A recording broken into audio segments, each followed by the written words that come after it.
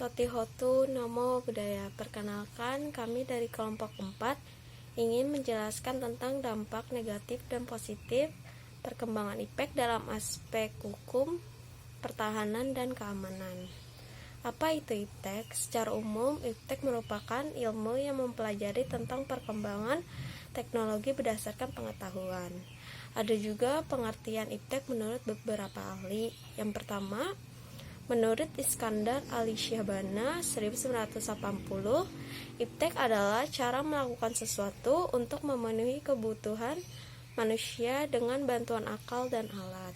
Yang kedua, menurut Miyarso 2007, yang mengatakan bahwa IPTEK adalah suatu bentuk proses yang meningkatkan nilai tumbuh. Yang ketiga, ada menurut Sudarsono 1993, IPTEK adalah suatu ilmu pengetahuan dan perkembangan dalam sebuah industri. Dan masih banyak lagi pengertian tentang IPTEK menurut para ahli. Apa saja dampak positif dari perkembangan IPTEK di bidang hukum, pertahanan, dan keamanan? Yang pertama yaitu membantu penegak hukum dalam mengurangi tingkat kejahatan. Bagaimana caranya? Dengan menggunakan teknologi perangkat cerdas seperti ponsel pintar. Dengan memanfaatkan ponsel pintar, kita dapat melaporkan suatu kejahatan kepada penegak hukum dengan cepat. Tak hanya itu, kita juga bisa mendapatkan bukti kejahatan dengan mengambil foto kejadian. Kita juga bisa mendapatkan informasi tentang data kejahatan atau data tentang buronan yang dicari, sehingga bila suatu hari tanpa sengaja kita bertemu dengan seorang buronan, kita dapat mengetahuinya dan segera melaporkannya. Lalu berkembangnya IPTEK juga bisa membuat persenjataan yang dimiliki semakin canggih. Tak hanya itu, perkembangan IPTEK juga dapat membuat kita menggunakan program yang canggih dengan bantuan kecerdasan buatan untuk memperhitungkan kekuatan yang dimiliki musuh, sehingga dapat membuat strategi yang tepat dan memberikan serangan yang efektif.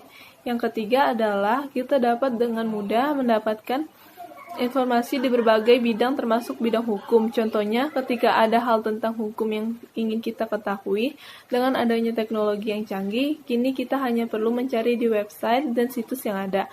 Kita tidak perlu repot menanyakan hal tersebut kepada orang yang mengerti hukum secara langsung. Keempat adalah meningkatkan hubungan diplomatik antar negara. Dengan kemajuan teknologi sekarang dapat memberikan kemudahan dalam menjalin kerjasama dengan negara lainnya.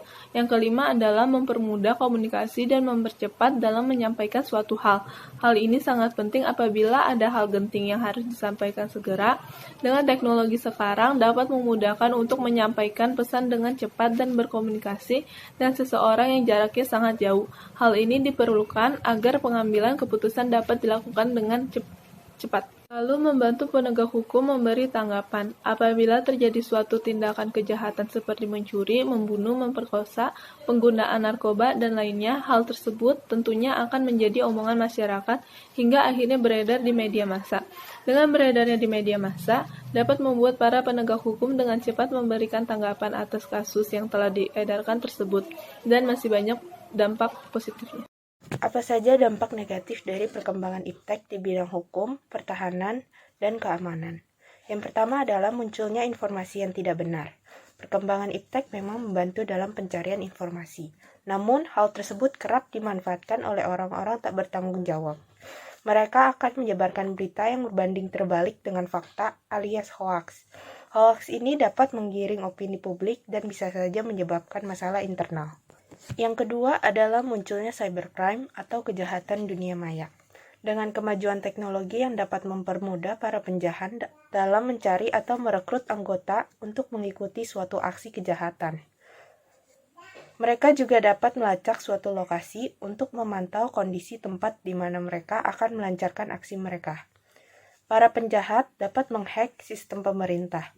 Tak hanya memasuki sistem tersebut, mereka juga dapat merubah ataupun menghapus data yang ada di dalamnya. Hal tersebut tentu akan sangat merugikan masyarakat.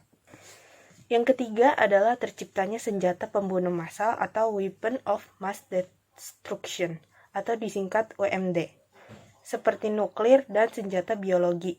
Hal ini dikhawatirkan dapat menjadi ancaman terbesar bagi suatu negara bila digunakan oleh pihak yang tidak bertanggung jawab.